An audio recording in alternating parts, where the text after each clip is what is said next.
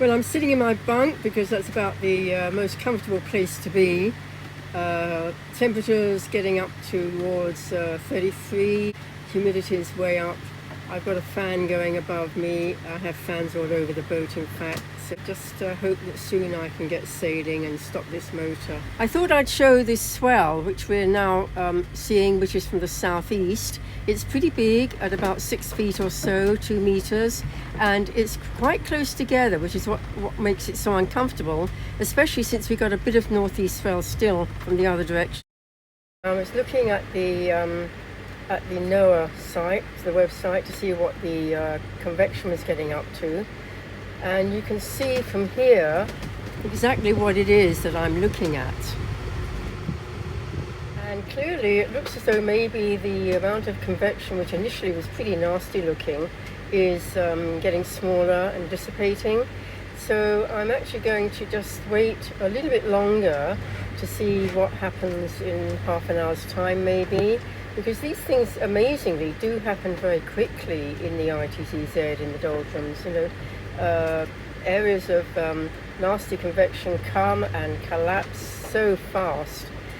So if it is continuing to disappear, then I can return to my course more to the west of south, because at the moment I'm going due south, and that will mean hopefully that we can be close hauled, put the sail up, start sailing again, get rid of this motor. I hate motoring. It's so much more peaceful and comfortable when you're sailing.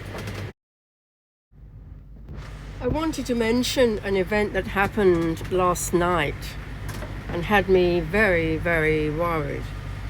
I came up on deck, wasn't that late, about 9 at night I suppose, after a couple of radio skids that I'd had. I suddenly saw these bright lights of a ship really close by, clearly to my mind a fishing boat. And it looked initially, I thought, my gosh, that's just a mile away.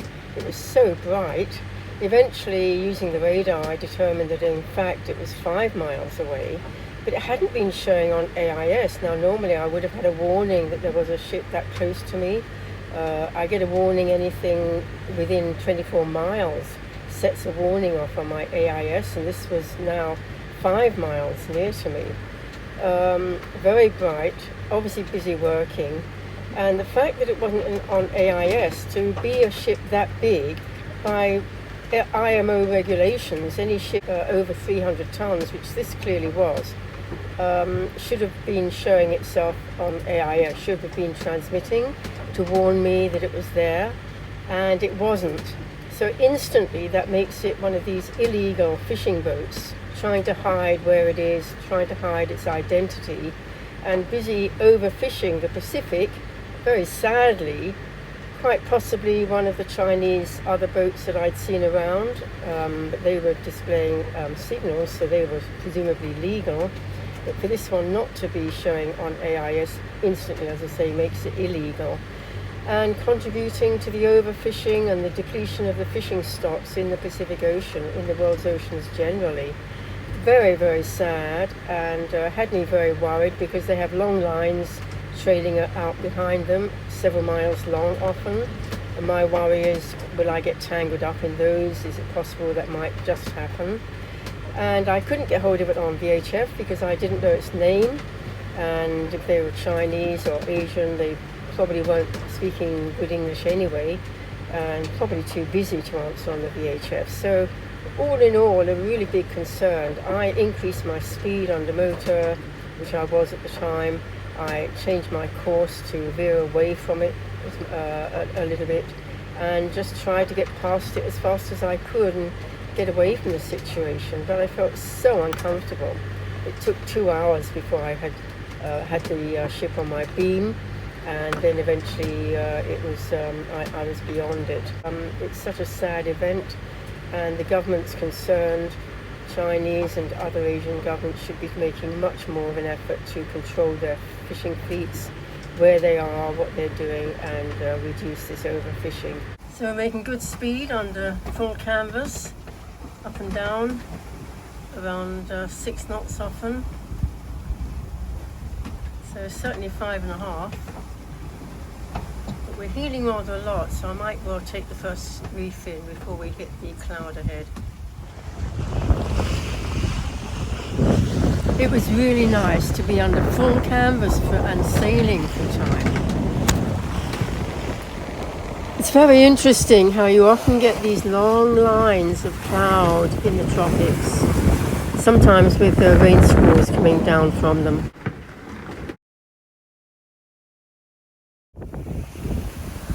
And interestingly, this is the same line of cloud. It's passed over, so you can see it's actually raining in places. But anyway, it's passed over us and is well out of our way.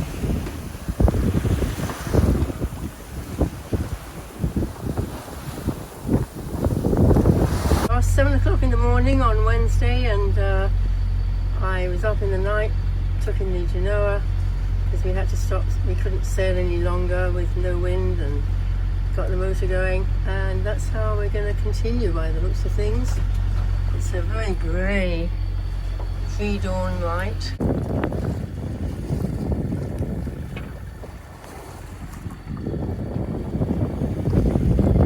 So it's stay on with the motor, keeps the batteries up, that's the one good thing, but otherwise it keeps the boat up.